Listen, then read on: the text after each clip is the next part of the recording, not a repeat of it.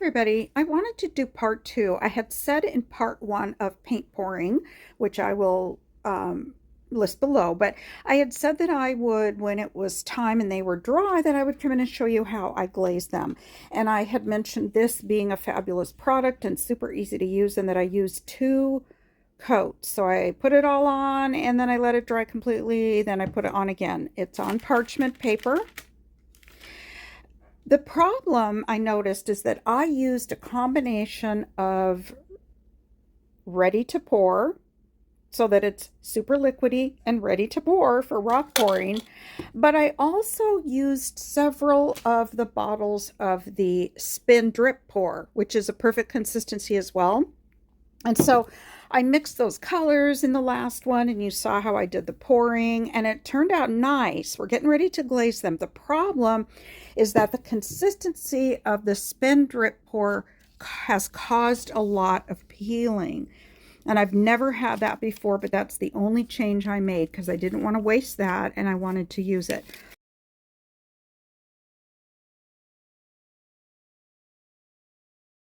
So I'm going to use a different type of glaze, which is called art resin. These two go together. I got them on Amazon. You have to do equal parts. So these are 4-ounce bottles. So I'm going to do 2 ounces of this one, 2 ounces of this, and mix it together. And I'm going to do that instead of this one because this art resin is hard as a rock and very heavy. So I'm going to see if that will help stop this peeling and seal things down perfectly. The other thing I wanted to show you is the backs of these. So we always wonder, everybody has a different thing that they're doing for the backs. A lot of people put their own name on the back or they sell them. And so, you know, they might have their little business sticker that they put on here or a thank you sticker and glaze over it. I just happen to use these paint pens right here. So I've got these in, I think I have blue somewhere, but I usually use the white or the black. I also have a silver one in here. And these are really nice. They're permanent and they dry down really quickly. Got that off Amazon too. Michael's just doesn't have the selection of things like they used to. Okay, so here you can see the backs of them. Sometimes I've spent time in painting the back of all the rocks. The problem is that, you know, if you do a pour on the back, you're going to get a whole lot back over here again. So I would just do it by hand. I would paint different colors on the back. Sometimes I just do this, names. Sometimes I have done hearts and different things like that. You could do whatever you want, or you can do nothing at all and just glaze it. It looks beautiful. So the Betty and Bonnie, these two ladies are in their 90s, and they are the sweetest ladies ever. In fact, this one here is a retired RN. She and I have great conversations because I'm an RN as well. And I hear all about her career, which is so interesting. And the other thing that's cool about her is that she goes to water aerobics 3 times a week and continues to drive and is just a really fun lady. So she had asked me if I would make her some rocks. And this is the other lady that's her neighbor that's super sweet too.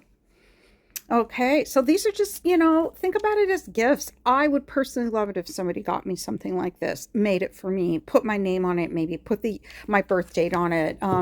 But that's just an individual thing. I like artsy things like this, and I value them a lot if people do that for me. So here is a collection of the kind that I like. That, again, I would recommend this over this. This is not really meant for what I used it for. It works okay. It looks beautiful, but again, like I mentioned, it's peeling, it's lifting. So I'm going to mix this. Remember, it's equal parts, so I'm going to do 2 ounces of each one, stir it really well, and then I'll put my gloves on and I will glaze front and back of these and just let them dry here on the parchment paper. I'll be right back. Hi, everybody. Okay, I have mixed up the resin, the art resin.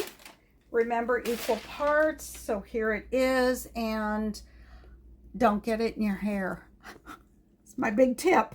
I should have put my hair back. It's okay. Okay, can you see everything all right there? Okay, you're going to see some little bubbles.